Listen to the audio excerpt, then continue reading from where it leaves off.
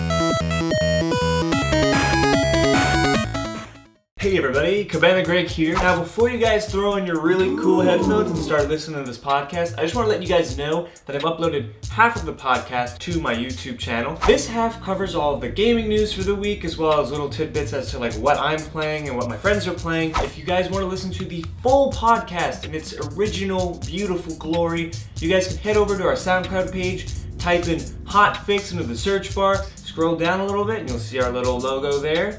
Click on that and you'll be able to access all of our podcasts anytime you want. So guys, without further ado, please enjoy this week's episode and look forward to more Hot Fix episodes in the future.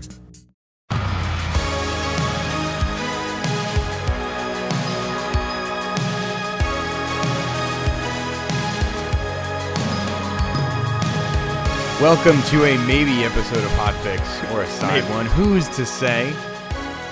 But I think you're to say. I am to say. I feel like it's your call, but I'll make the call later because I'm indecisive as shit. But for now, as always, I'm Eric. Joining me today is Greg. How's it going, Greg? Good. I'm really excited that we're doing this. That we're actually gonna have a whole discussion about this game. It's gonna be fun. That's what this episode is, by the way. We're gonna be doing a full discussion on Detroit. I finally finished it. Greg finished it a while ago, as our loyal listeners surely know. So we're basically gonna talk about the whole thing because I've got lots of thoughts. Great, and I'm excited to hear them. Fucking ready to go. I've been thinking about this game for like 3 days now since I finished this shit. So let's hop directly into it. Greg, what I want to start with here, can you just run me through your entire last act? Oh, Jesus. Because I want to know what you experienced, and then I'll do mine. All right. And I'd say from like probably Crossroads. That seems like a good spot to, because that's when like shit really happens. Okay. For context, by the way, I guess before we hop into this, I'm not gonna go through the whole premise of Detroit, but at this point in the game, all three characters, assuming they're all still alive, are finally coming together. So up until this, it was everybody was spread out, doing their own shit, starting to maybe interact, like, you know, sort of like when Connor investigates like the attack on the tower that like Marcus pulled off. Mm-hmm. But like this is the first time they're all together. So from here, shit gets crazy. So Greg, why don't you give me that rundown? Give me that sick synopsis. Real fast. Take your time. No details. No. Out. I'm gonna go into it. I'm so pleased that Detroit started off as a game for Eric that he was like, I don't really know how I feel about this game. I might play it. I don't give a fuck. And then now we're doing a whole thing, and it just makes me happy more than anything. I'm glad. That's been this entire year for me, by the way. Has been like games where I've been like, like whatever, and then I've played it and been like, fuck. Like God of War. Another perfect example. But yeah. So if we're starting off with Crossroads here, so Crossroads, I'll start with Connor. Basically, like, Connor goes to the ship. He has that option to, take Marcus hostage or, like, join the Deviants. Obviously, I had him join the Deviants. There's, like, a whole raid on the ship, and the main characters of Kara, Connor, and Marcus make it out alive, and they blow up the ship to kind of, like, keep everyone safe or keep their information safe. What about Luther? Luther, I just kind of further that whole like family dynamic between Kara and Luther, because by the end of the game, they're like, I unlocked that like special option where they're like so close that he's like, I'm willing to give my life for you, Kara, which is dope.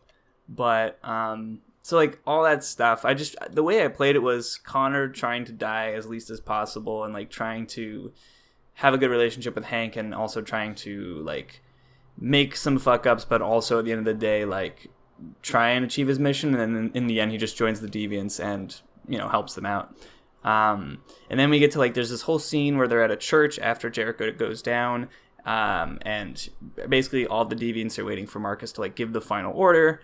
And basically the final order is like either launch an all-out attack against the humans or like protest peacefully. And the public opinion meter, which is displayed every so often depending on like if you make a good choice as an android or if you like are aggressive and relentless with your protesting. Like, either it'll teeter between being like public opinion in favor of the androids, or like not giving a shit and actually hating the androids. So I think the public opinion for mine was like sympathetic. And so I was like, you know what? I don't want to start any violent protests. I'm going to do a peaceful protest. So in the church, I talk to all the main characters. I tell Connor to go to the CyberLife like tower or facility where they manufacture a bunch of androids, so that he can convert more androids for the cause. And then basically Marcus leads that whole peaceful protest thingamadude. And then after that whole chapter, there's the whole battle for Detroit. And so what happens is Connor, he went to the main CyberLife facility. He runs into another version of himself who is keeping Hank hostage, or is holding Hank hostage at gunpoint. And my relationship with Hank at that point was like best friends, which I just want to say, love Hank. I know people are impartial to him, but I love him. So we're like BFFs. I don't sacrifice myself, but I fight my other version, save Hank. I get shot like twice, I think, but then I wind up converting all the androids in the tower. While this is going on, Marcus is like leading the peaceful protest, and he's like creating a little barrier between him and I guess it's the FBI. I forget which. I think it's the FBI. Yeah, it is. Yeah. So they have like a little, Marcus and the FBI guy have like a little talk, like give yourself in, and you know it won't be that bad for you. And he's like, no, fuck you. This is the cause. These are my people. I'm not gonna sacrifice myself. I'm not gonna give in. So they have a little brawl. All the androids get cornered. And right before you get shot up into oblivion, Marcus actually, I made Marcus kiss North, and this was like being televised to a bunch of people. So everyone saw the two of them kissing, and the president or whoever was like, yeah, don't shoot them, stand down. And so that was cool. No one died. I was very happy because I didn't kiss North in the earlier chapters. I was like, there'll be a time and a place. I'm like, there will be a time and a place for this. It's funny. It's like that's like most of my relationships. But anyway, so Connor, I already talked about him. And then I don't remember, Kara was like, oh, right. Kara doesn't really do that because she's going to the border. So Kara, yeah. So did you get captured, or were you going to the border? Like, or did you get on the bus? So there's Kara. Her main goal is like trying to save Alice and like get her across the border to Canada. Just so people know. And that's like been your whole goal the whole game. And you finally get to the bus station, and you run into this other couple with a baby. And the couple loses their like bus pass. And of course, Kara finds it, and it's like, oh, I can use these to get the fuck out of here. And the first time I did it, I accidentally hit give it like, oh, I found them. Here are the tickets. And immediately after that, Luther's like, don't worry, we'll be fine. We'll find another way. And you get arrested. And I was like, no, fuck this. And I like quick restarted the chapter. Fucking monster. Because I hit the wrong fucking button. I was like, no, those are my tickets. So, no, that's why you're a monster, because you stole the fucking tickets. Dude, it's the only goal that this android has the whole game. It's the only thing. So yeah, of course I'm gonna fuck the family over. They'll be fine. They have people that care about them. All right, well, where did that go? Because clearly I didn't do that. I'm curious to see where yours went then, because I take the bus and then I get to the actual border. You run into Adam and the black woman. I forget her name. Oh, Rose. Yeah, Rose. You run into Rose, her son. You run into this other android. And basically they have like these at the border. They have like these scanners to detect like heat signatures, and it detects if you're obviously an android or not. So you have the option of either sacrificing Luther, Rose, or the android in order for the guards to be like distracted. Right, so you can get through. Exactly. So I like sacrificed the android who I was like, I don't really know who you are, so I don't give a fuck. It's so weird that they put him in that list. Like, I feel like otherwise you end up with a bunch of characters of note. It was just like, this guy's like, Kara, and I'm like, who the fuck are you? And he's like, if you need me, I'll be willing to step in. And I'm like, good, because you're gonna die now. So yeah, they get across the border, easy peasy.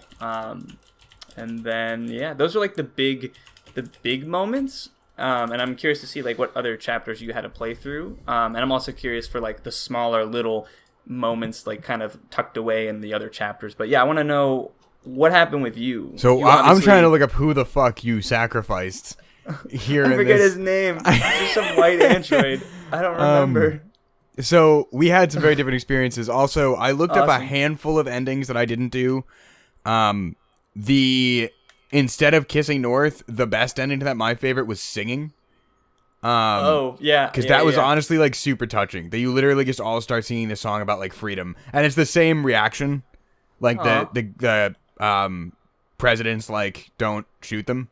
Yeah, don't do it, boys. But like that was kind of cool. That's pretty cool. Yeah. So we had very different experiences with the last third of this game, is what I've gathered here. Oh yeah. So okay. So Mike Connor, lay it on we'll me. start with Connor here. So Connor went in. Am I on the right chart here? Yeah, I am. So Connor gets in the ship. He goes to deal with Marcus. Controlling both of them also fucking awesome. Oh yeah, like that was great. Obviously, I became a deviant. This is the part that I was looking at when I pulled this flowchart before and went, "Holy shit, I missed the whole chapter." Because are you looking at the flowchart for Crossroads, Connor? Crossroads. Yes. So I did the blue line that goes from Jericho's under attack and then just goes straight across the bottom. What? So What the fuck? Basically what happens here is like Jericho's under attack. I warned Marcus that they were going to attack everybody, obviously. Right. And then it went Jericho's under attack and I went all the way to the end of Connor joins the others. And then I helped Marcus like in one of my favorite scenes that I'll talk about in a minute. But like what was after the Jericho's under attack, what was that other option there? Where did you go? Like what was the thing? Oh, hold on, let me go back because I think Jericho's under attack, and then there's like a bunch of little fucking lines. There's so and the many very, things. very bottom. So all that's blank for me. Like, what's the first one? What's the big first one right after Jericho's under attack? Hold on. It's okay. I mean, it's literally warn Marcus, and there's another blank one that then goes into Jericho is under attack. And then where does that go? Like next to Jericho's under attack, there's a big one. I have no fucking clue. Okay, you didn't do that one. I have no clue. Okay, because that whole bit is empty for me. I skipped right to the end. So Connor's like, I'm with you, Marcus, and then like, I had my Marcus at this time, who's obviously like king of the resistance, and also him and North are the fucking power couple. So I played this entire game with like the sole purpose of like Mark and North are they're going together all the goddamn way. They're like the Underwoods of androids. Oh, God. So I had them super tight, right? Like every possible option I had to get close to the North, I was like, fucking taking that. I bet it was tight. So they were super tight. Also, apparently, if you fuck up enough as like the Jericho leader, they will kick you out and North becomes the leader. What? So like what that means is like scenes with Connor that previously were interactions with Marcus towards the end of the game, you're just interacting with North instead. Like the confrontation when Connor becomes deviant will happen with North. Wow. Or like at the end she'll be in so if you really fuck up or if you die, because you could die a couple times, that's how that plays out. But so anyway, so my Marcus is also a fucking lunatic. That's very important. I was full on into the violent riots, partially because I was like, one, that just sounds way more interesting than like peaceful protesting for 3 hours, and two, North really wants me to kill people, so I'm gonna do that. Fucking psychotic. Because it was like North or like that one black android who I didn't like, who was angry at me, and I was like, I don't care if you're angry at me, I don't like you. I'm not trying to bang. I'm not. So, and because Simon was fucking indifferent to like whatever I chose Simon to do. gave a shit. So I was like super violent, right? And I'll talk about some shit later concerning that, but attacking as many times as I can. You're running out, so I went and obviously, detonated the ship because that seemed to be the only logical thing to do. Yeah. So I'm running out. You also, by the way, did North give you the dirty bomb? She did, okay. yes. So I had that just in case. Oh, no. I didn't use the dirty bomb. Okay. So I'm running out, and like we're like just about out, and fucking North gets shot like in the shoulder, and I was like, no, my fucking homegirl. And like it's worth mentioning at this point, I have let characters in this game die in this very situation. Like Luther died here. What? Because Luther gets shot, dies? and it's like, do you want to save him? And I was like, that's a terrible idea. Because even Luther was like, just go. And I was like, cool, peace. And left Luther. So like, I had, in this chapter, let people die in this same situation, but I was like, not North. Never North. So I fucking, as the resistance leader, ran back into fire to go save North. You like, kick some ass. You know, like trying to like you like pick up a piece of metal and like shield her and kick some ass. And then fucking Connor runs in and he fucking saves both your asses. And I was like, fucking awesome. That was great. That scene happened and I literally went, fuck yes, like out loud as this is transpiring. I'm so happy. So Connor jumps out. Everybody escapes. Nobody died in Marcus's or Connor's group. Dope. Kara gets to Jericho. Obviously I hugged Alice after I found out she was an android for no reason. Frankly, that twist is kind of dumb, but like, is it though? I mean, like, it doesn't do anything. Like, why? Like, what difference is there for that being a thing?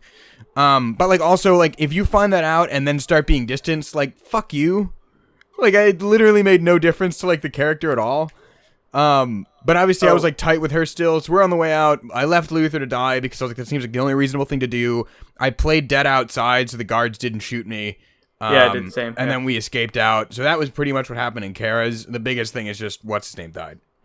Right, Luther. So wow, you immediately forgot his name. I don't know what to say. So Luther was another, like, I like the main characters a lot. Some of the side characters I didn't. Luther, I was kind of like, whatever, like, your character. He reminded me, who's that actor from The Green Mile? I forget his name. But he reminded me a lot of that guy. He was just kind of he was like a non-entity to me. I was like, you're a character, like, dude. You're here. I don't know anything about you, like, personally. Like, I don't feel like you have a personality. But, I don't know. I saved Simon and Josh, that's the black android's name, on the way out. I made sure nobody died there. Good. So then we get to Night of the Soul, which is the one in the church.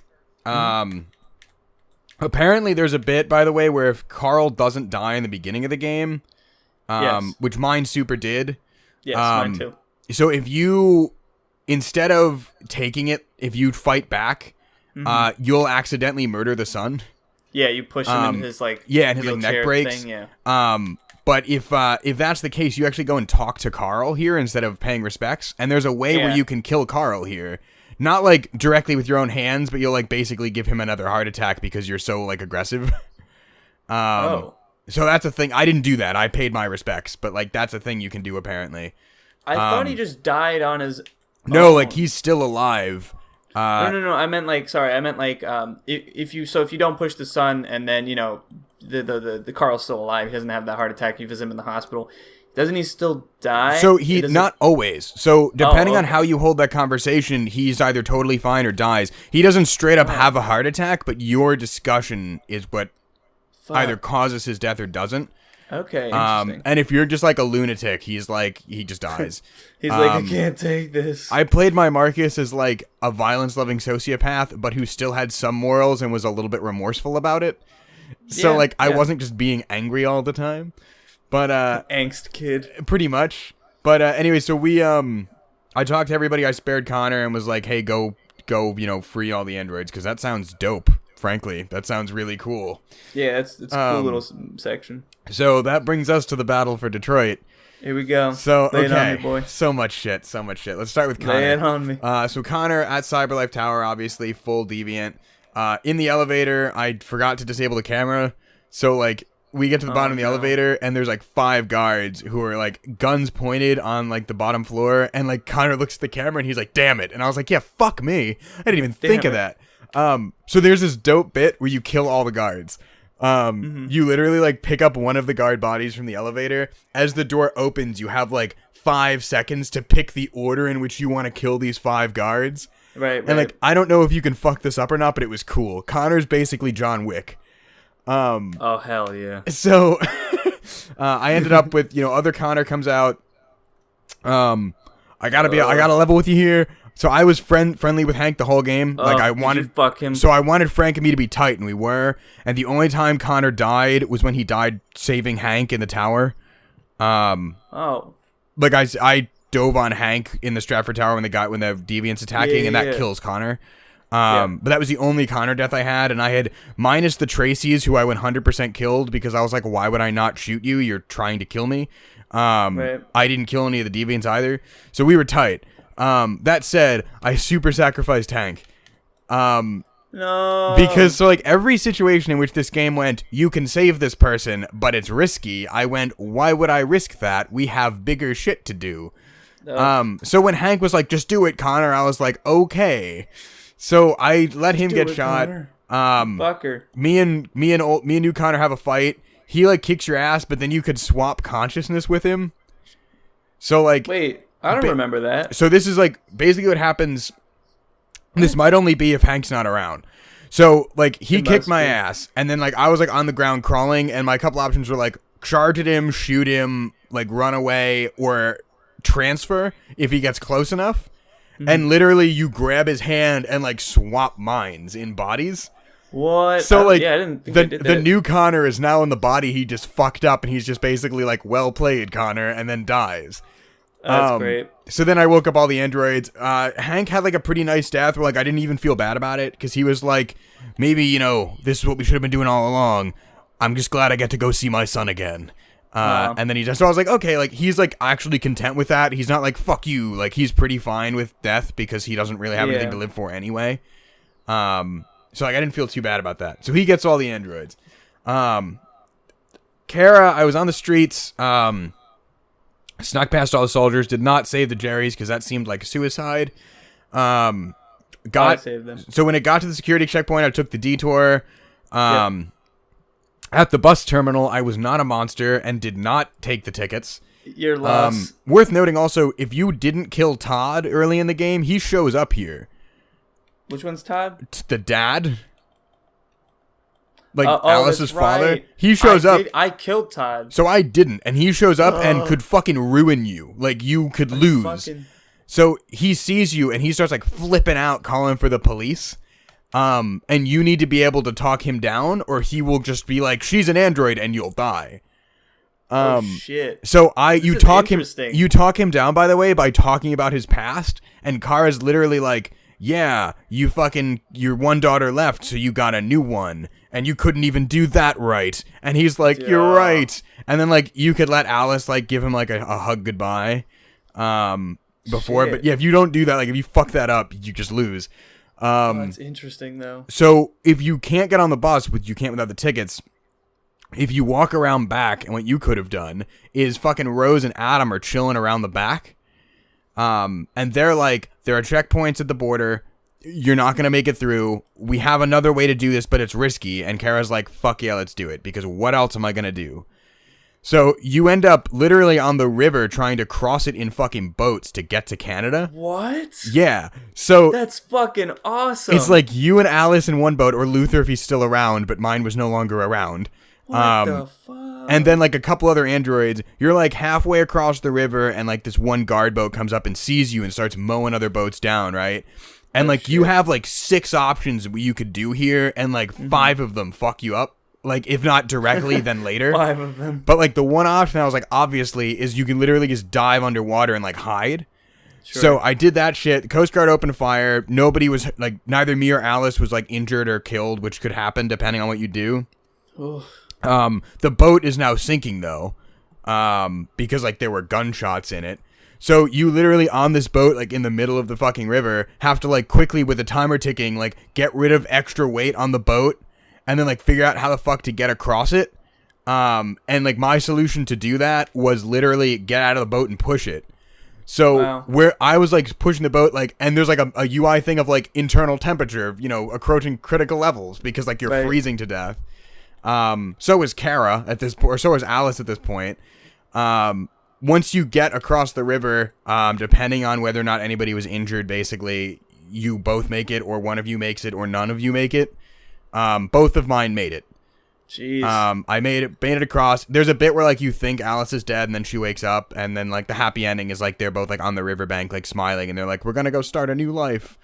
But like there's a world in which Alice dies in that, and then Kara has the option to just kill herself. No way. Yeah, like that's a thing. Like if Alice dies, you can either go on her. Morbid. But like she like by killing herself, it's not like visceral. She just deactivates herself. She doesn't like shoot herself or anything. But like that's a thing. But mine made it out, which frankly, both of them making it out seems like the only way this story has any kind of satisfying ending. Like, if either of them die, I would have been pretty unhappy. So I'm glad that I maneuvered this. Yeah, no, seriously. That's really interesting though. Well, there's a whole other thing where you can get captured and you do a whole bit in one of those fucking camps that Marcus is trying to liberate. Yeah. I saw that online and that looked like super fucked. Yeah, like you have to turn off your skin and you're just like white androids and shit. That I didn't do any of because I didn't get caught. Okay, I'm glad you didn't though, because I didn't even know this boat section was a thing. Yeah, the boat section was dope. That's awesome. And then Marcus's section, which was the best one, and also one of 2 times that I restarted this game. Ooh. So I restarted twice. The first time was right after Hank gets fired, and you're like having a conversation with him, and I just super misunderstood what a dialogue choice was gonna do. I mean, that happens That's the only time this happened in this game, but I was like, really? No, Hank's kind of upset with me now, and that's not at all what I meant. So I was like, I'm fucking restarting that. Like, I'm not letting that stick. The other time I'll get to in a minute here, because again, I am a fucking violent sociopath as Marcus at this point. So I'm like full on revolution. So this fucking section opens with you literally charging the barricade, flag in hand. So you charge up, you like take out the first couple rows of dudes, you stick your flag like in one of the fucking sandbag barriers, and you're like standing tall, like staring down the camp, and I was like, this is fucking incredible. That's awesome. So then you have to fight your way through the camp, which is like really dope because like you are super outgunned, obviously. So you're literally like going up like one fucking piece of barrier at a time, and every time you do it, you have to look around. There's like a percentage of success to gain ground meter, and you have to look around and see like, are there any troops that can provide fire? Do you need to send somebody to charge so you can distract and go forward? And it keeps stopping, and you have to look around and like quickly analyze like what you could do to get forward. And as that's going on, like Simon and Josh can both get shot, and you have options to go try to save them or not, but like super risky. And at this point, frankly, I didn't save either of them. That's not true. Damn. I saved Josh, but Josh can't survive this. Like, you can save him by, like, pulling him out of harm's way, but then he just dies in your arms. Simon, I think you could save, but I just didn't because I was like, that's fucking impossible. I think you have to do something before he gets shot even to save him. You can't react to him getting shot. But anyway, so, like, the whole bit, like, charging up was dope. And then you get to like the last section of it where there's like a machine gun. It's like mowing people down. And at this point, there had been like one section previously where you're like, we need a tactic to get forward. And there's like 2 or 3 groups of your dudes around. And you can have the different groups either charge or provide covering fire. And depending on whether or not you pick a viable strategy, it'll either work or it won't. And if it doesn't, your chances of success just go down because you're down people. And if you fuck it up too many times, you just die. Like no backsies, you just get killed, you're failed. So I made it through the first one, no problem. I got to the second one, and there were 3 groups of people for this machine gun, right? And I was like, okay, let me see how to do this. I feel like my first thought is to have, like, honestly, everybody charge. Because, like, the machine gun can't kill everybody. Like, it can't. It's gonna have to... It's impossible. Yeah, like, there's too many people coming from different directions. So I went to do that, hit the button, midway through the charge, I hear what sounds like North, like, cry out. Oh, shit. And then I was like, wait a minute, what? And then I looked and North's body is just fucking on the ground. What? And so, like, this is when I restarted because I unintentionally had North charge blindly into machine gun fire because the game made it super unclear that she was a member of one of these groups. Oh, man. Because it didn't say it until you picked what you wanted them to do. And you have a minute to change it, but it's not, like, apparent at all that she's there. Yeah, sure. So I was like, fuck, nope, restarting, and I had to redo this entire segment, like, from the beginning of this attack. Right. But then I changed my strategy up, made it through, North was fine. So you get through that, take out the machine gun, you get up to, like, the actual camp. There's, like, one final assault, which was really dope. I liked all of the combat sections in this game, because, one, it got to the point where I was convinced every one of them was life or death, which I think they kind of were. And 2, like, they were just fucking intense. Like, I was super into it because, like, the button presses mattered. So I was, like, really hyped up. And, like, every fight scene with Marcus, who was, like, running into, like, 10 dudes at a time. So you deal with this final fight, You end up taking out some soldiers. There's like tanks and shit. You grab an RPG off one of the dead soldiers. It's a dope quick time event where you shoot it at the tank and you win. So your assault was fucking successful. So then like the end result of that was basically like that was how the kind of gameplay portion of this ended. So Kara made it out. Marcus, has his speech at the end about like we won. Connor like resists. Did you have the thing where Connor's like almost hacked? Yes, by Amanda. Yeah, but did you resist it? Because I resisted it. Oh yeah, no, I found that like little stone with the terminal on it. Yeah, so I resisted that, so they were chill. And then the president basically has an announcement where she's like, "We lost.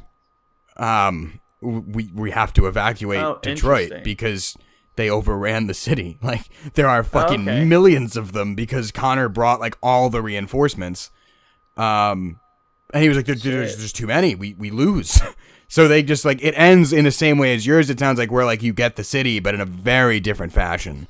Yeah, because we have, so instead of like her making the announcement we lost, she's on stage making an announcement like, we're gonna, they deserve to have equal rights too, guys. And then like they have Marcus and Connor on stage, and then Connor almost pulls a gun on Marcus because he gets taken over. But then obviously you resist it, and then everything's fine. Right. Yeah. So drastically different. Super different. And I will say, which is great. I liked all of my endings. I thought they were both very abrupt. Yeah, I mean the main one. So like, Kara's, I was like, okay, I guess this seems like a stopping point, but that didn't feel like a last scene. That felt like the lead-in to the last scene. What would have been the last scene, you think? I don't like just something of them like in Canada instead of being on the border freezing next to the river. I gotcha. Marcus and Connor, I just like it ends with Connor like putting the gun away and like a wide of Marcus giving his speech, and I was like, I guess that works, but like there was really no fanfare about it. Like well, it faded to black, and I was like, what's the next scene? And then the credits rolled, and I was like, oh, like narratively, like that works as an ending, but like it just didn't feel like an ending. Well, did you have any other epilogues? Because I had an epilogue with Connor and Hank where they're at that like taco stand that they go to, or like halfway through the game. I did not, because Hank was dead. Well, I mean, but did you have like any other epilogues with the other characters? Because I had one with Connor and Hank, and they get like a meal, and they're all like buddy, and then that's how that ends. And I think that was the only main epilogue that I got that I can remember, at least. I didn't get any epilogues at all. Okay. I do know there's one where as Connor, if you succeed and like don't deviant, the ending after you kill either Marcus or North or both. Which, by the way, some of those scenes are fucking brutal. I've watched most of them. Really? Like, after you kill Marcus, you go track down North, who's, like, injured inside, like, a store nearby. And she's just, like, laying on the ground. And Connor comes up to her, and she's just like, we fought for our dream and lost. Go ahead. Shoot. Like, she just doesn't care. And I was like, oh man. I've seen that. It's fucking brutal. But doesn't she, like, also shoot him? If you don't do anything. I got you. Like, if Connor's, like, indecisive for too long, she'll take out her gun. That's also one of the situations in which the dirty bomb could go off, is if you as Marcus are in that situation, you can detonate it there.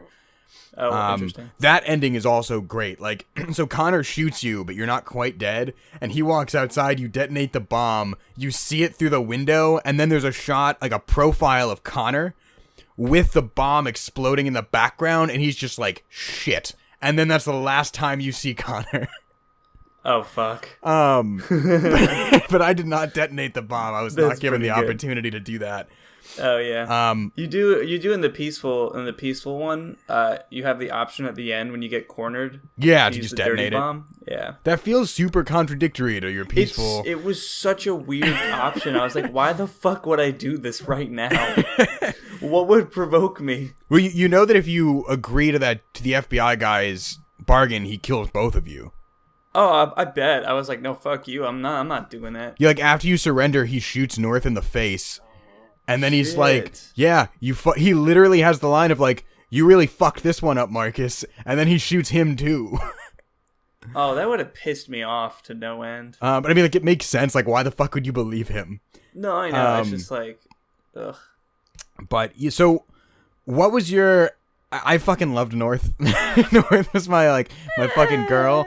So like, I know. of all the relationships with people, the only two that I was like dedicated to like doing things specifically for their meter and not what I personally wanted to do, although these coincided a lot. But those were Alice and North. Where North occasionally I was like, that's a Hank. little much, but I'm gonna do it. Hank, you always just whatever, just for Hank. Hank. Okay. 100%. Fuck Alice. Fuck her. No, I mean, yeah. No, That was the only relationship. that's fair. I guess, I don't know, I really liked the dynamic of North and Marcus. I liked the idea of, like, the revolutionary power couple. Yeah, no, I like that too. I just felt North was a bit much at times. Like, you need to chill the heck out, dude. So, here's the main reason I went with North and violence. Yeah, tell me. Give me this. Other than the fact that I was like, yeah, North, I'm into it. Yeah, I know, Eric. I was basically like, okay, I had like just started doing like real revolutionary shit with Marcus. Oh, they meant like in real life. Well, yeah, that too. Oh, okay. But so we were doing this stuff and I was like, okay, like, do I want to be peaceful or do I want to be violent? And like the first time I made the decision, so like you're doing that march, right? Like the first march in the streets, and I was like, this is kind of cool. Like I like this. When you're like, you know, grabbing the dudes, and Marcus gains the ability to fucking telepathically. Yeah, like a face button, and he's like, oh shit. Yeah, and I was like, like, join this shit. march. So like that was really cool, and like chanting and fun. stuff. I was like, this is dope. But then I got to the point where the police were there, and I was like, okay, which one of these sounds like a more fun narrative? I can continue peacefully marching for however long this game goes on, or I can just go be violent and make people listen to me. And other than the fact that one sounds like a better idea, two, that sounds more fun to play. Yeah. So let me try that. And then I did that. And that is honestly my favorite bit of that game. The fight. Did you do the fight against the cops, or did you...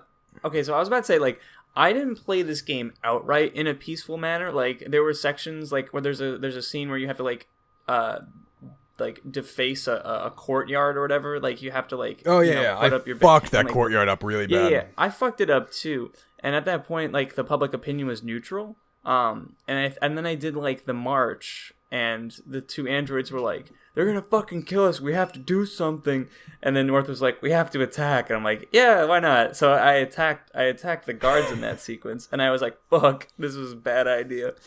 But it was cool. It was definitely like a fun fight. That sequence was because that was the first big fight sequence.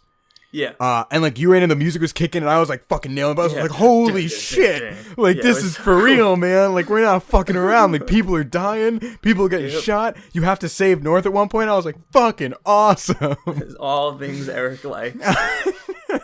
Because Marcus kicks ass. Yeah, no, it was a fun scene. But then after that, I tried to be peaceful as much as I could to just make up for that. Was being peaceful in the later ones boring as shit? I mean, not really. There was still some tension involved, especially like that whole, because like at the end, you're still like on the fence. Like, public opinion is in a positive, like it's still positive, but not like overwhelmingly positive. So a lot of shit could go wrong. That's the mindset I went in with. So yeah, I don't know. I had to play it safe a bunch and also play it smart. But for me, I thought it was a pretty like appropriate, ending, and like the whole ending chapter was like what I was looking for. I feel like if I just went full aggression, I would have been stressed. Like nobody die. Oh, you're ever. Super stressed the whole time. I would have time. flipped. Yeah, I would have been like, no. I was prepared to lose people at any given moment, and I kind of love that. Like, no. I wasn't prepared, like, emotionally, but, like, from, like, a game perspective and a narrative one, I was like, somebody might die right now. Like, I don't know what I can do to stop it. Game might kill North on me, and if Game kills North, Marcus is going from kind of psychopath to complete fucking lunatic. So, like... Game kill North, Erik angry. Basically, I was like, give me an excuse to be more violent, Game. Do it. Do it. I dare you. See what happens, yeah. But I don't know. I really liked like the mentality of playing. Like I don't know what this says about me personally in politics, but I like the mentality of playing like we need to be violent to get our point across leader more than I like the like I have a dream kind of leader. That was just a more interesting story to me personally. And I thought again having the dynamic of like of like the Marcus and North couple worked really well within that, because that when you're doing that, I don't know how it is in the peaceful version, but or like relatively peaceful, but in the violent version, like there are a bunch of scenes where like Simon and Josh and North are like, we are getting fucked. Like, we're not winning this. Like, we're losing lots of people. What the fuck are we gonna do? And then you have the option of, like, do you want to start being peaceful or keep being violent? And, like, the Resistance desperately trying to figure out how the fuck to combat everything while also having, like, that dynamic of Marcus and North, I thought was really effective. And I think it would have been a lot less effective if Marcus and North were, or if North was just another random Jericho leader. Right. Not that they had the best chemistry ever, but I thought that, like, having them as an established, like, sort of relationship, I thought helped with the dynamic within that group, because it wasn't just like, here's 3 people with different mentalities that really don't have much personality, but you can pick one to side with if you want. I was kind of like, no, I have like an attachment to at least one of you. So like, if 2 of you die, I honestly don't really give that much of a fuck, but like, I care about somebody here.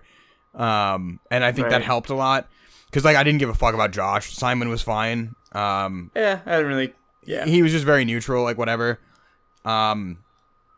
But yeah, I thought having that connection helped, and like it was cool watching that relationship grow. North, I felt, was one of the few characters where the longer, like the more you put in, the more you got out. Where in like Hank is another one where like if you actually put in the effort to like be friendly with them and like develop the relationship, you will find more shit out about them. And I feel like a lot of the characters in this game don't have that. You can be nice, you can be mean, whatever. You're gonna know the same thing regardless. Like Hank, you gotta work for it. Yeah, and like Hank and North, both of them, like the more you know them, the more they'll kind of open up to you about their history and their past and like what makes them tick. And that was cool. And it's like I got that with both of them, which I really enjoyed. Because a lot of it, like Luther and like Simon and Josh, like none of them really had that.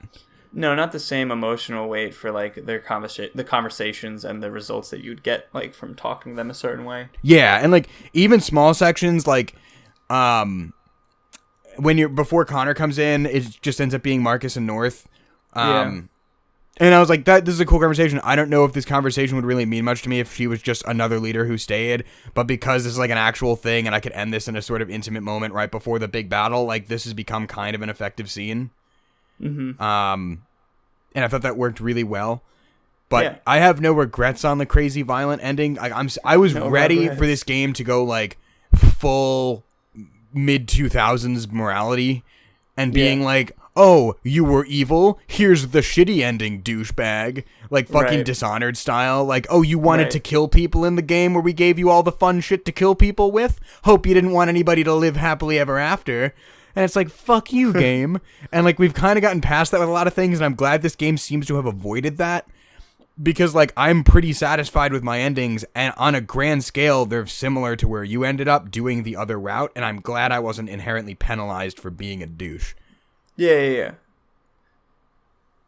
That's fair. Okay, yeah, the whole Dishonored, that's actually a funny example that you brought up, but yeah, no, never really, honestly, as a whole, I was happy with every decision and every outcome, I gotta say. Like, there's some, like, the Telltale games, at least, some of them, where you make a choice and I'm like, well, that's not exactly what I anticipated to go down, but I guess that's cool too. Yeah, and the fact that I was able to balance all of that between 3 characters is like pretty impressive. Yeah, and like the narrative, like a lot of the chapters I finished went, wow, there's a lot of ways that could have ended. How much of them really matter? And then like you get to these last 3 chapters where it's like me and you had radically fucking different situation. And it's like, oh no, these mattered a lot. Like this really did factor in a lot of shit. And like the fact that you can also, everybody could die. Like you could finish this game with nobody left. And nobody like Kara's definitely the hardest to keep alive. Like she could die in like almost every chapter. Pretty much. There was some situation, apparently Connor could kill her. On like a highway, which is kind of cool. I totally missed that because I didn't get caught by him in that section. Oh, okay. So I could tell you, my roommate played through it, and his goal was like to kill Connor as many times as possible. He's like, fuck Connor. So the whole highway scene, like they're running away from Connor, and Hank's like, what are you doing, you fucking idiot? Don't go out there. And he's like, I'm gonna do it anyway. So like Connor's like running across the highway, and obviously like he misses all the button prompts, and like, Connor dies just immediately. Kills. Yeah. And Kara's like, what happened? She's like, what the fuck? Yeah, see, I didn't even know it was a chase that could happen because I really never got caught as Kara. But the fact she can always die, which is cool. Marcus can die either in combat every time, or just like if he sacrifices himself at a couple different points. Like he will straight up die if you keep doing sacrifice in that first march. Oh, interesting. Like there's no like trickery. Like, oh no, we saved you. Like if you were really committed to doing like a self-sacrifice there, you will die. And like Marcus's chapters are over. That's one of the situations where North becomes the leader. Gotcha. Okay. So like that isn't an action. That's the thing. I think all the choices in this game, for the most part, there's nothing where you make the choice and then the game Deus Ex Machinas you out of it. Like if you decide True. I want to do this, it happens, and then you like deal with the results of that. Yeah. Good or bad, you just Yeah, and I like, with the exception of the one time I accidentally killed North because that was kind of bullshit on the game's end, I never redid anything. Like I never, even if I made a mistake where I was like that wasn't what I really wanted to happen. If it was a decision I made and not a misunderstanding, I kept it. Like, right. the only time I went back is when I just misunderstood what the game was telling me, like, what I thought I was going to do. But every time I made a choice, regardless of whether or not I liked the outcome, I stuck with it. And I think that helped. I think I would have liked this a lot less if I was, like, cherry-picking my specific, like, ideal goal. But going in with the not restarting anything, just playing through, short of the game being bullshit, was great. Yeah. My main question on this one, like the biggest thing I've been thinking about is like, are you going to replay this game? Well, I mean, I've watched someone else play through it in a different way, and like, so I don't know. I don't think so. If you didn't watch somebody else, would you? Or were you kind of like, you finished it and you were good? I think I would probably replay more, like from a halfway point moving forward. In my opinion, I think because like the first third of that game is like, the choices you make matter, but it's not really lasting. Yeah, it's like a lot of just like basic shit. Yeah. So I think like from maybe a halfway point moving forward, I definitely like would replay. Okay, because I don't think I would at all. Yeah, the thing is like when I was younger, I played through Heavy Rain like 4 or 5 times. Don't know how the fuck I did that. Free on PS Plus now, by the way, if you want to do it again. Oh, that's true. Yeah. No thanks. But like, yeah, I don't know how, like what possessed me to do that, nor the like how I even did it in the first place. But yeah, I was content with how everything ended, and there's the internet, and I can just kind of peruse and see how things could have ended, and I think that's enough for me because the reaction is still the same. It's still like a drastically different ending or a drastically different scenario that I had no idea about, and so I don't think I would replay start to finish. Yeah, I think my thing with it is like I watched a whole shit ton of endings, right? Like I finished this and was like, but what if, and what if that, and what if this, and I looked up what happened in them out of curiosity. If I played this game again, and this is a problem I have, not a problem, but like my mentality with every game like this, because I really do, and I will say like, this game has kind of reaffirmed like why I love these games, like this style of game. I think this is fucking awesome. Does really well. And this is why like it's been a while since I played like a really truly great one. Oxenfree was pretty damn good. But like this is the reason I like these. And I think my thing with all of them, even Telltales, which are very much more binary, I do it once and I do the story that I as a person did, right? Like whether it be like intentional or just a lot of subconscious small decisions, like this is what I did for this story. Doing it again would be solely to get other outcomes that aren't what I would have wanted to do. And I personally don't really get enjoyment out of that when I can look it up because I don't want to do that. I already did it the way I wanted to do it. Yeah, it goes against your method of playing it. Like it just, I don't know. It's not as impactful as like making that choice in the moment that fits with like how you view things playing out, how you view, the characters and the story, and like what you believe is the right course of action for like a given scene. Exactly. If my Connor isn't a deviant and my Marcus is peaceful, like that's never going to feel like the correct way of these characters for me. Right. So it just didn't. I don't really have any interest in it. It's not a knock on the game, but No. It just varies on person to person. Yeah, but I'm genuinely really loved this game. I'm glad that I played this and gave it a time. I am glad. I know you said originally don't do it in like a day. Yeah. Not doing it today was not intentional. I just didn't have the time to do that, but I'm glad that I did it over like a month. Me too. It really did make it more impactful in the long run. I think it's more super time to like let it sit. Because I also it took me a month to beat this game. Like it really was played almost like a television show. Like I would play a bunch and then literally not touch it for a week. Right. And having that gap like is great. I honestly as somebody who's not huge on the let's release an entire season at a time thing. I liked having the unintentionally, but I liked having the time in between. And then I would sit down and be like, I'm going to play Detroit for like 2 or 3 hours. And then I would do that. And then I would be like, can't wait to play it again. And just to be ready to hop back in. I paused. The last time I paused this game was the beginning of Crossroads. Connor found Jericho. And then I turned it off. And that entire day, I was like, fuck. All I want to do is play this game. And then I didn't start Crossroads until like 1 a.m. and was like, I'm finishing this game. And I was up until like 4:30 the other day. Crazy, man. Because I couldn't stop. Like you can't pause at that point. That's like the worst spot. Yeah. There's no, because like I got Crossroads isn't that long. And then I started the Battle for Detroit and the chapter's like an hour and a half long. Pretty beefy one. But yeah, no, it was great. There are bits of this game, like certain story beats or things that I really don't know how you get.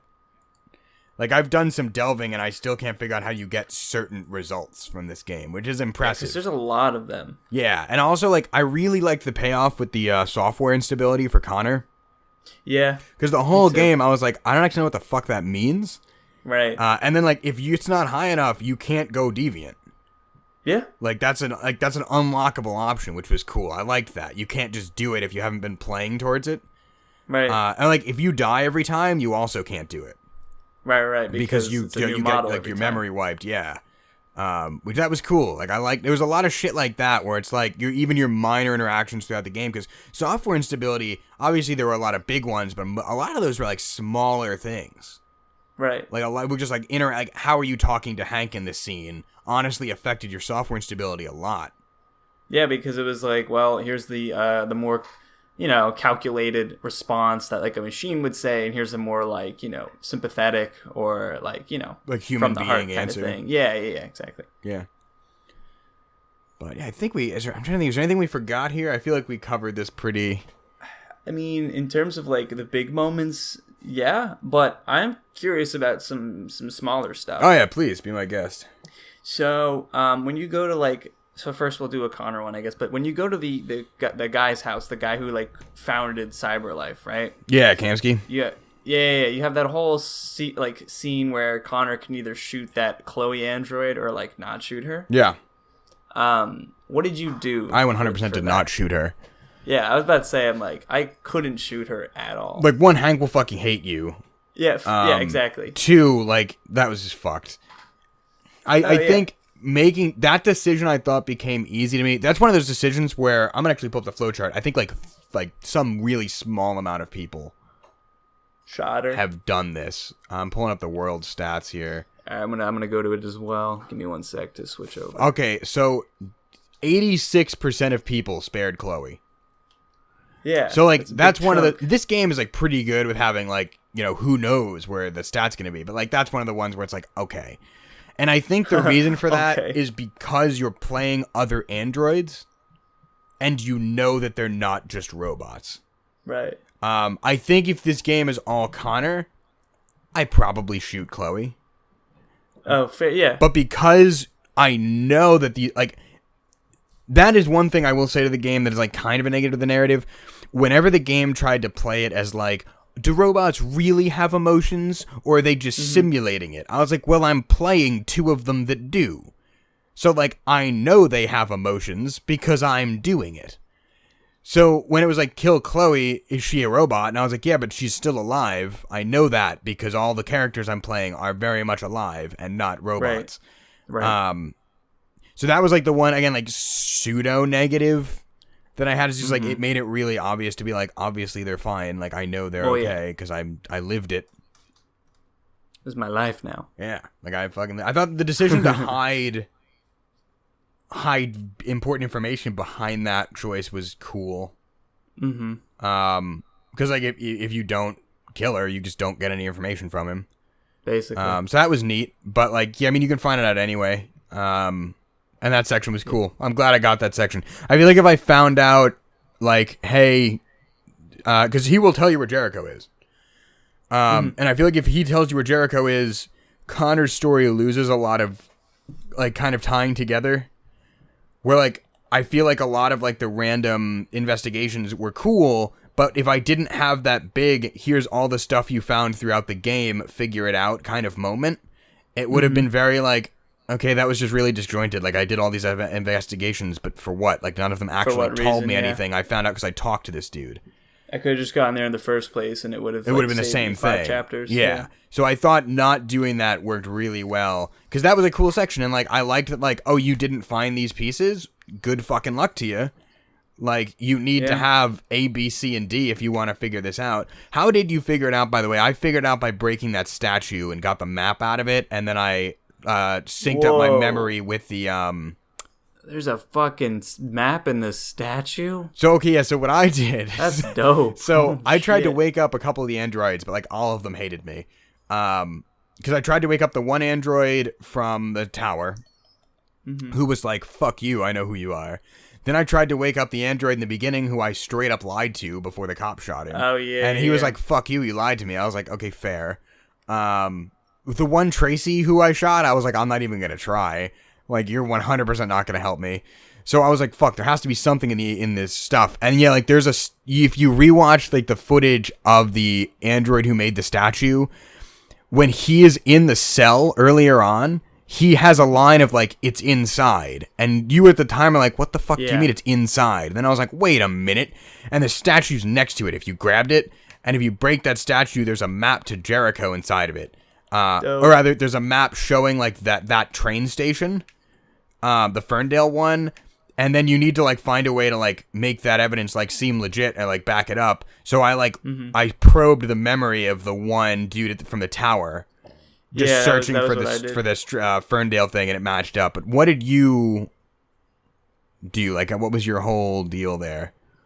So from what I'm seeing here, I go to the evidence room in the police station, and there's a few things I use. I use the Marcus's broadcast, Simon's body, and I basically like imitate Marcus's voice, and I basically like pretend I'm Marcus to Simon. That's interesting. And so I reactivate Simon, and he's like, Marcus, is that you? And he's like, and Connor says in like Marcus's voice, like, yeah, I just need to know where Jericho is. So you trick him, and you basically get the information from Simon. You like touch him. I think you like grab him. Yeah, and like just pull it out. That's cool. I didn't know you could do that. That makes sense, but I didn't even think of doing that. But yeah, that section was cool. That was I really liked revisiting, like, or at least that the fact that the evidence and the deviants from the earlier parts of the game do make an appearance again, like especially the deviant from the hostage situation. Like, that was really cool to me. Like, yeah, like it mattered. Yeah, exactly. It really did. That's what I'm saying. Like, I think if you don't get that chapter, I just feel like it hurts the game as a whole. Yeah, I wouldn't see why you wouldn't get it, but I guess. I mean, you don't get the chapter if you find out where Jericho is from Kamsky. Oh, right, derp. Because you wouldn't need to figure it out. That's what I'm saying. I think doing that's like, clearly they didn't want you to kill the Chloe at that point. Yeah. But, yeah, and then, what were the other small ones? Yeah, the Capitol Park, I fucked up. Like, real bad. Why? What is... That, or, like, I fucked up that park. That was when you could, like... Oh, yeah, destroy everything, and I was like, 100% violence. Absolutely. Fuck you. Me too. Which was unintentional. I didn't mean to go that much into it, but I wound up doing it anyway. Oh, yeah, I went crazy into it. North was like, we should be violent. And I was like, you're goddamn right, we should, North. North's like, we should be violent. That was the first time I was like, let me make out with North right now. Like, with the fucking burning statue in the background. And it was like, nah. And I was like, fine, I'll wait. But, like, that would have been perfect. God damn it. I'm trying to see, just out of curiosity, what percentage of... Okay. So I was pulling up just like stats of like what people have done here. And it looks like 37% of people had like a violent revolution at the end with Marcus. Right. And at the Battle for Detroit. And 27% of people had a successful assault.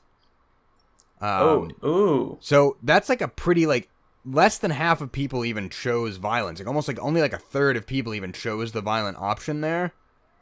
And Right. of that, only a quarter of the people playing this game had a successful attack, which is neat. That's a pretty surprising number. I thought that it'd be a little bit higher. So being like straight peaceful seems to be the more, common trend. Right. The violent did have the interesting caveat of like, if you're bad at games, you're probably gonna die.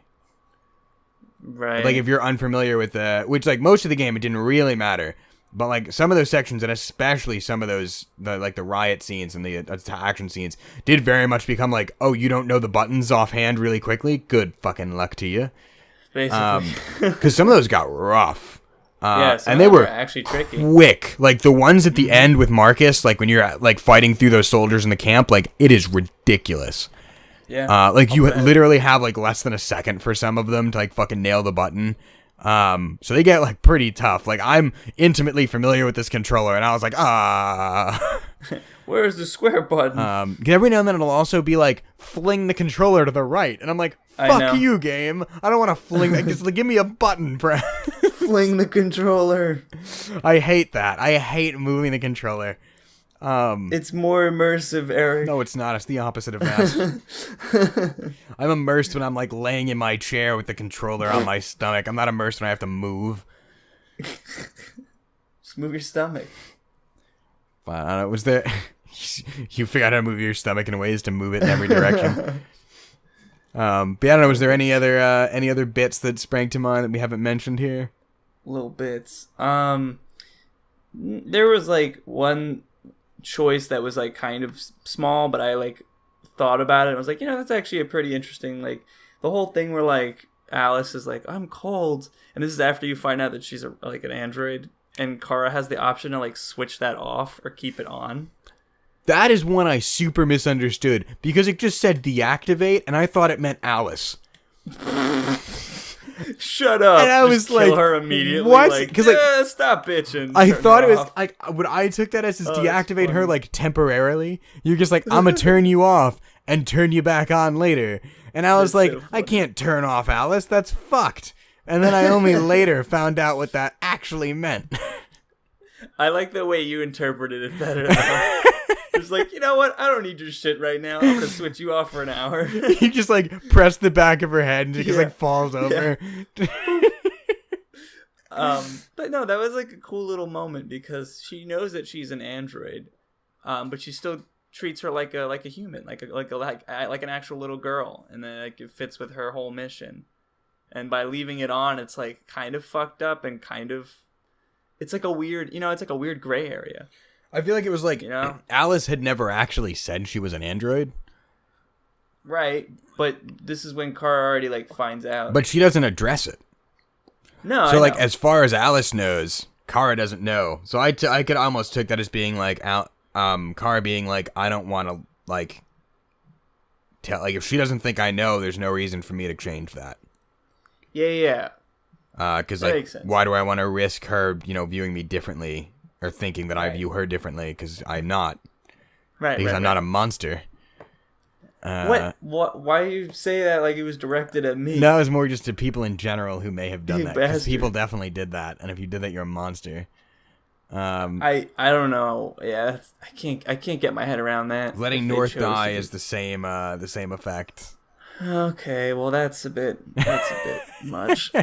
But there's also like there's like an additional scene, depending on how your relationship with Hank plays out, but Hank can kill himself. I saw, if he you just knew does that. like Russian roulette, yeah. Yeah, he just fucking shoots himself. I don't know what prompts that, but I know you can like do it. You can also kill himself in that chapter when you go to his house. That's true. If you talk to him the wrong way, you go outside and just hear a gunshot. Yep. So I think that's the same. I feel like it's the same one. No, they're different. Oh, okay. The one I'm thinking of that I thought you were talking about initially is just literally, it's a camera's on him in his house, and he's like spinning the wheel and pulling the trigger. The one earlier on, you don't see it, you hear it. It follows Connor outside, and you hear the gunshot. Okay, so I've seen. Okay, so the one I saw was the Russian roulette one. The one when you just hear it. Let's see. Well, this was not my playthrough. But the reason I'm unclear is because the chapter in which that happens earlier is called Russian Roulette. Okay. So I'm not sure if you mean the Russian Roulette chapter or the one where you're watching him play Russian Roulette. Oh, interesting. Because apparently, so the Russian Roulette chapter doesn't have that ending for Hank killing himself. It's actually, let me see. It was in, it might have been in Crossroads. Let's see. Connor, right? Maybe it is later. I just know it's one that involves Connor leaving the house. Yeah. It might be Crossroads. No, it's not. There is one though. There is one where it said like Hank shoots himself. Yeah, I mean, maybe it's Night of Soul. I've seen the scene. I know it happens. I just want to know for my own sake too. Connor. Yeah, so in Night of Soul, that's when he does it. When he's on his own. Yeah. But, he quits the force. Yeah, but Connor's not there for that one. There's an enter house, talk to Hank. Hank confides about his son. You leave, and then he kills himself. Oh, okay, it is that one. Okay, so I guess that's where it is. Okay. Cool. So then the other one I think is like an epilogue. Gotcha. It's after the fact. That must be it. That must be battle or something. That makes sense. Yeah, because Hank dying earlier would have been weird. Can Hank die in Stratford Tower? Like, that's the bit where I said I sacrificed my Connor to save him.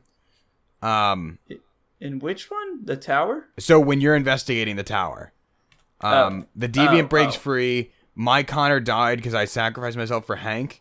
If you don't protect Hank, could Hank get killed there? You know, that's a good point. What I did was I took one of the guards' guns and shot the deviant. But the other option was what? Charge him? There's charge, take gun, or protect Hank.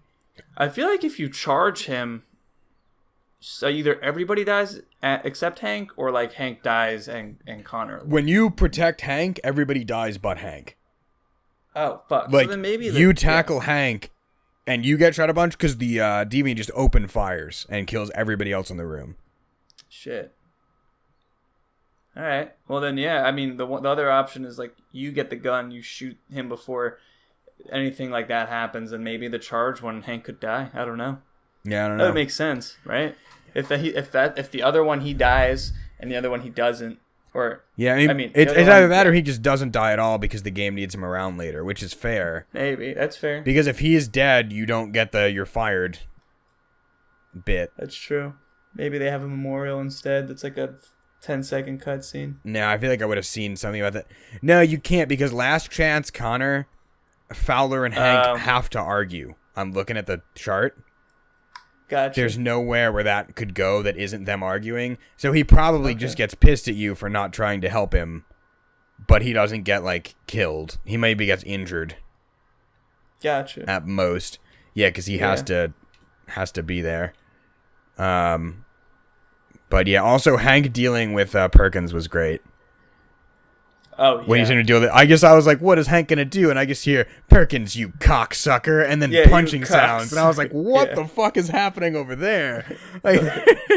Amazing. It honestly took everything in my power to not just watch that for a minute, because I was like, nope, on a timer, don't have time to do that. As much as I want to. But yeah, that was great. Yeah. Cool. I have a question for you. Yeah. So, I guess 2 questions, actually. Well, first one, who was your favorite character? And second one, who was your favorite, or whose sections were your favorite to play? I thought you were going to say who was my favorite secondary character. You'd be like, well, I think you know the answer to that, No. Greg. I don't. No one needs to hear that shit. Favorite character. In the early game? Yeah. Probably... It's honestly tough. My favorite ones to play, everything changes the farther you are into the game, right? So, in terms of playing them, Marcus's early on were my least favorite. Mm-hmm, but I agree. Marcus's, once you start running Jericho, were my favorite to play. Yeah. In terms of... Kara's were probably the least interesting by the end. Yeah. I think as a whole, I just didn't care as much for her storyline. Kara's probably the least interesting. Kara's problem, I was actually talking about this with a friend the other day. Kara's problem is that 2/3 of this game, by the end of it, become big world-changing shit. Right. So having that 1/3 be the smaller personal story, which works on its own, feels really hard to care about when the other two characters are literally changing the world. And it's like, I can see why they would try and like have a smaller story, you know, because the other two are focusing on the larger ones. Yeah, but it just like, doesn't work at the same lost. time. Yeah. Because like no, I was I like, agree. oh man, if I fuck up Kara's story, Kara dies. But if I fuck up Marcus's story, the whole revolution fails. Like, yeah, so it was just harder to care. Yeah, it pales in comparison. Yeah, because it was like, it didn't help that it was like, in Marcus and Connor's stories, like, so many androids die. Like, so many. In Marcus's violent one, like, so many of your allies die. And I was like, I'm playing as Kara. Frankly, if Kara and Alice die, what's 2 more bodies amongst Foundations here? Like, honestly, like, it didn't matter. It was like, they win, they live, they die, whatever. So many fucking androids have bitten the dust at this point, it doesn't matter what they do. And I liked them as characters. Like, I liked Kara, whatever. But... yeah, so I think she was probably the least interesting. I gotta lean towards... fuck. I don't know between Marcus and Connor. I honestly don't. Right. I went into this game in the first half and went, Marcus fucking sucks. Me too. But then once he actually comes into his own, Marcus is probably my favorite just because I think his storyline's the most interesting. Yeah. Like, Connor's cool. I think Connor would only be held up there if Connor is a deviant. Like, Connor going deviant makes his story really interesting. If Connor is just an obedient machine, it becomes a lot less so. Yeah, I think it's like, if depending on how you play his character, either you wind up not caring at all or you care a lot, which is what I've noticed. For which Connor? Is, I think, fascinating. Yeah, Connor's. Yeah. Because it's like you could just play him as this like generic android that can be manufactured up the ass to execute a mission. It's like, okay, I don't really care. But like, you can go both ways. You can like have a really compelling story with him. So I don't know. That's pretty cool. I feel like out of all the other characters in the game. He definitely has that the most. But yeah, I would probably lean towards Marcus as my favorite, honestly. I became really excited to play Marcus chapters and see how that was going to play out, and you know, what is he going to do, what situation they find themselves in, and that's something that even Connors were lost to me a little bit by the end. Like, I wasn't like, fuck, we're playing as Connor, but I wasn't as amped when it opened on Connor. So Marcus is your favorite character, and his sections were like your favorite to play then? In the entire back half of the game. Okay. I would say everything after you steal the parts. Yeah. Stealing the parts was like kind of like, okay, whatever, this is fine. That was pretty cool. Everything from then on out, I really, really liked as Marcus. That's also about when a lot of Connor stuff stops being investigations also. Yeah, and because, honestly, I like those a lot. Yeah, Connor's investigations were dope. The last real investigation is the Eden Club. Yeah, that one's fun. I liked it when like going through the different androids to find the security footage was real cool. Yeah, and then Hank being like, this is going to cost me a shit ton of money tonight. Yeah, like that was great. But that was the last real investigation. So I think that's the turning point where I kind of go leaning more towards Marcus. And then I think it kind of exponentially goes in those directions. Kara's pretty straight line throughout. Like, I was always like, yeah, Kara's fine. Yeah, exactly. I think, but that's like the good thing about her storyline was it really didn't like, there weren't any drastic changes like with Marcus's where it's like, I don't really care about the beginning stuff to the end where you're like, oh, this is fucking awesome. Yeah, it was like it was good throughout. It wasn't great, but it was good. The Pirate Cove was really touching. I liked the carousel. That was a cool, slow, sweet moment. I like that. It felt very much like the Quantic Dream had played Last of Us, and we're like, people like the giraffes, right? Yeah. What if we do that, but with androids? But like, it worked pretty well. Like it, you know. It was a good time in her narrative for that to happen because it had been nothing but fucking depressing for hours on end. Yeah, basically. There's also like, I'm looking through this. There's really not that many chapters in this game. A lot of shit happens.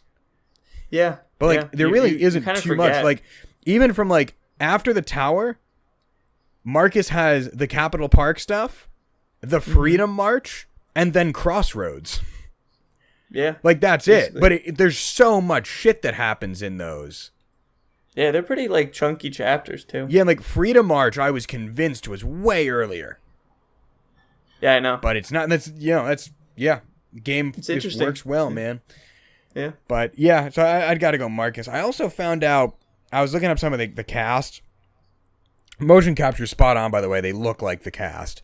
Especially this. Yeah. There's a let's play of the dude playing Connor playing this game, and I was like, this is fucking bizarre.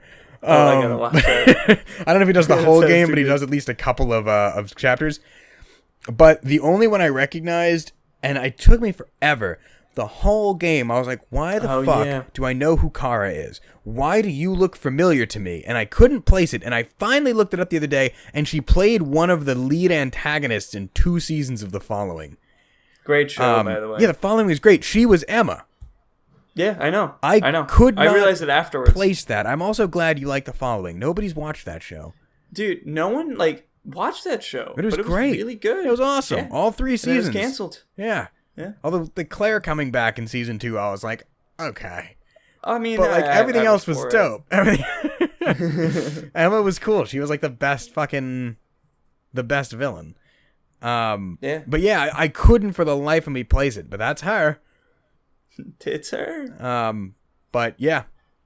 Yeah, I think none of the segments were bad. I think that's the biggest thing, is none of the 3 were bad. I never got to any of them and were like, damn it. Blech, right. I was like maybe less excited for some, but I was never upset that I was playing as a certain character. I was always like, okay, I'm curious to see where this goes, at various levels of excitement. But yeah. Solid game. Honestly, like one of my favorites of the year so far. Yay. Like it's very much up there. I'm debating whether or not I enjoyed this more than God of War. Ooh. That's not to say it's necessarily a better game, but by just sheer enjoyment and experience, I'm honestly iffy on which one. Okay.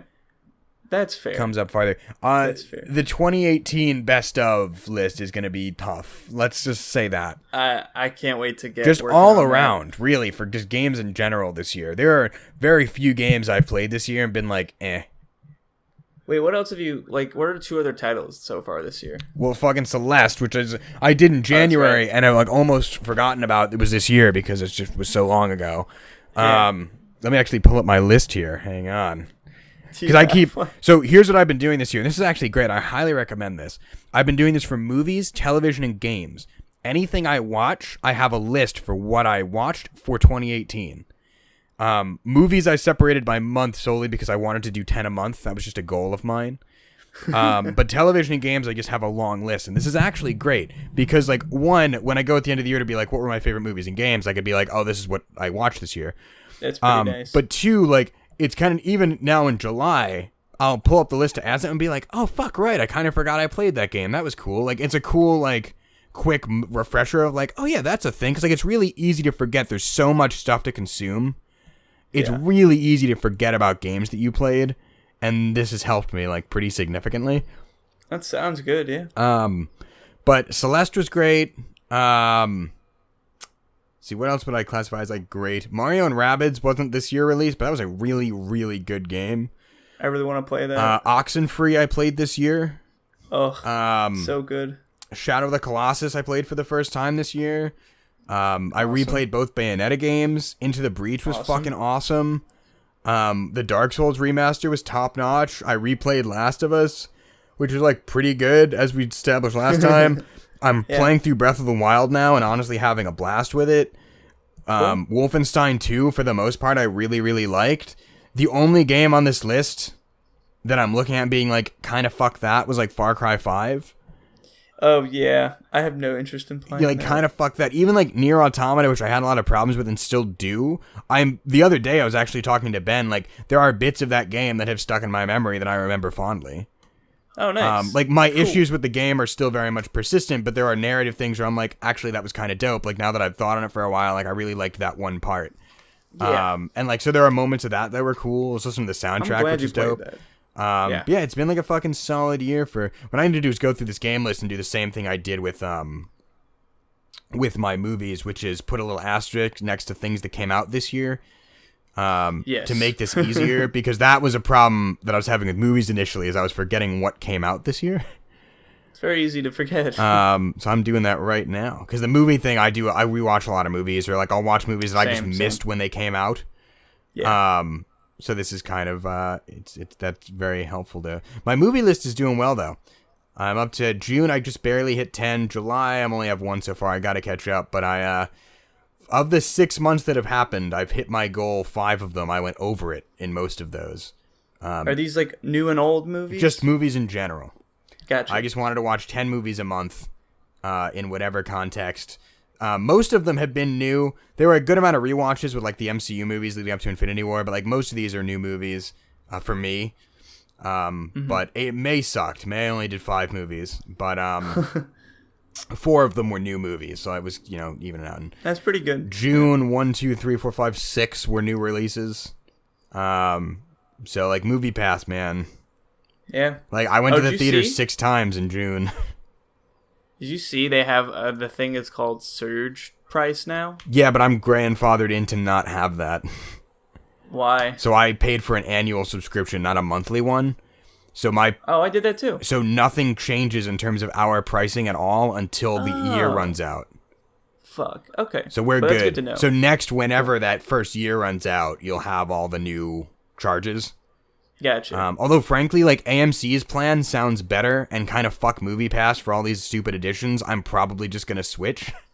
So what is the AMC? I know we're getting off topic, but what's the AMC pass? AMC's pass, for all you viewers listening out there, is the same general thing. It's $20 a month instead of like whatever Movie Pass is, so it's a little more. $20 a month. But here's the thing: like Adobe. if you see 2 movies, it's already paid for itself. As somebody who's going once or twice a week, that's still saving me a shit ton of money. But it's $20 a month. It includes a full premium membership to AMC Stubs. Like, that's part of it. You can also book tickets in advance with it, so you don't need to get a day of. And you can also go see 3D and IMAX movies at no extra charge. You could just do that. That's pretty cool. So it basically was like those couple issues of Movie Pass. Nope. There aren't enough AMC theaters by me, though. There's like AMC Burbank. That's fair. See, I mean, there are only like a handful of AMCs out here, so I don't think it would be worth it. there are a bunch of theaters out here that aren't AMC, but I primarily end up going to one of the AMCs. So like if I would rather go slightly out of my way once every now and then to go to AMC and get that.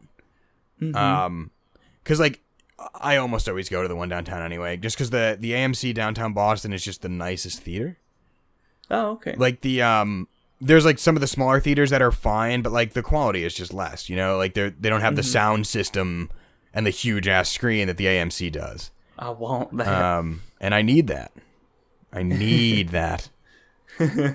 going to see Ant-Man and the Wasp this week and not IMAX, and it's the first MCU movie I've seen not in IMAX in like 4 or 5 years. That is impressive. Just because it's free to not see it in IMAX.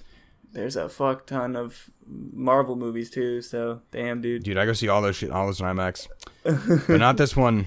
I'm pumped for Ant-Man and Wasp though. Looks dope. Yeah, I hope it's good. I liked the first Ant-Man, so I'm hoping that this is. Reviews have been good. Sweet. But I think that seems like a pretty good spot to wrap up this recording. Now that we are officially 100% off topic. 100% like spiders. God damn it. That was super worth having in. No, I love that. It's a fun one. But all right, I think at this point we'll probably just call this a full episode. So thank you guys for tuning in to episode 14 of Hot Fix. Where did that come from? Yeah, we'll be back next time. Next episode 15, is going to be Ben's gaming history. Nice. So we did Greg, so we're going to do Ben's now. So that'll be next time. So keep an eye out for that. And we'll see you guys later.